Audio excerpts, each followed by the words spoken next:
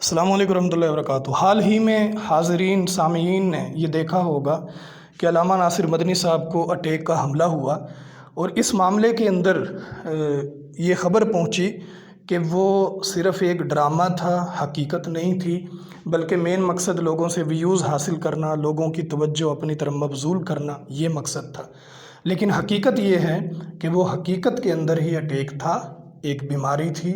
ایک تکلیف دہ دل کا معاملہ تھا، جو ایمرجنسی صورت کے اندر ان کو وہاں سے اٹھا کر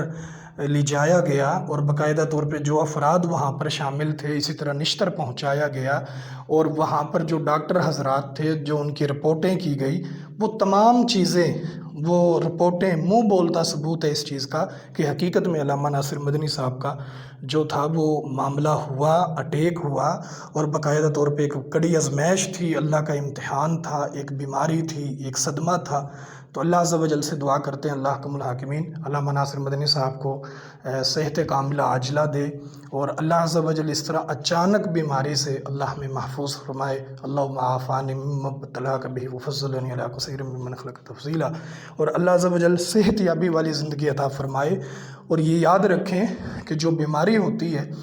یہ مومن کے لیے باعث راحت ہوتی ہے، یعنی جامع ترمذی میں روایت آتی ہے اگر کسی کو کانٹا بھی چبھ جائے تو اللہ عز و جل اس کے بدلے میں گناہ معاف کر دیتے ہیں۔ تو یہ ایک آزمائش ہوتی ہے، کسی کے ساتھ بھی یہ معاملہ ہو سکتا ہے، تو لہٰذا کسی کا مذاق نہ اڑائیں، اور اسی طرح یہ دل کا اٹیک دیگر معاملات کو جو ہے وہ ڈرامہ نہ کہیں، بلکہ یہ حقیقت تھی، اور اس سے بچنا چاہیے۔ کسی کے اوپر کیچڑ اچھالنے سے پہلے اپنے آپ کی عزت کو بھی دیکھنا چاہیے کہ اگر کوئی ہماری عزت پر حملہ کرے تو ہمیں برا لگتا ہے، تو اسی طرح جب ہم دوسروں کی عزتوں پر حملہ کرتے ہیں تو وہ بھی برا لگنا چاہیے۔ تو لہٰذا جس کو اپنی عزت پیاری ہے اس کو دوسروں کی عزت بھی کرنی چاہیے۔ علامہ ناصر مدنی صاحب کے لیے ہم دعائے خیر کرتے ہیں، اللہ ان کو جلد صحتیابی دے، اور پھر سے وہ اپنے مشن کے اوپر اٹھیں، اور اللہ عز و جل ان سے دین کا کام لے، اور اللہ عز و جل ان سے راضی ہو، اور اس بیماری کے بدلے میں اللہ عز و جل ان کے گناہوں کو معاف فرما دے، اور یہ بیماری ان کے لیے گناہوں کا کفارہ بن جائے۔ لا باس ظہور انشاءاللہ، اللہ عز و جل ان کو صحتیابی عطا فرمائے۔ السلام علیکم ورحمۃ اللہ وبرکاتہ۔ اور آخر میں یہ ضرور کہنا چاہوں گا کہ اللہ عز و جل سے ہمیشہ صحت یابی، تندرستی، یہ اللہ کی بہت بڑی نعمت ہوتی ہے، ہمیشہ اللہ عز و جل سے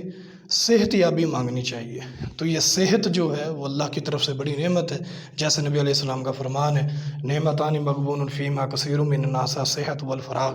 کہ ایک صحت اور ایک فارغ ٹائم، یہ دو چیزیں اللہ کی نعمتوں میں سے بڑی نعمتیں ہیں، اور ان کے اندر اکثر لوگ خسارے کے اندر رہتے ہیں، نقصان کے اندر رہتے ہیں۔ تو لہٰذا جو عقل مند لوگ ہیں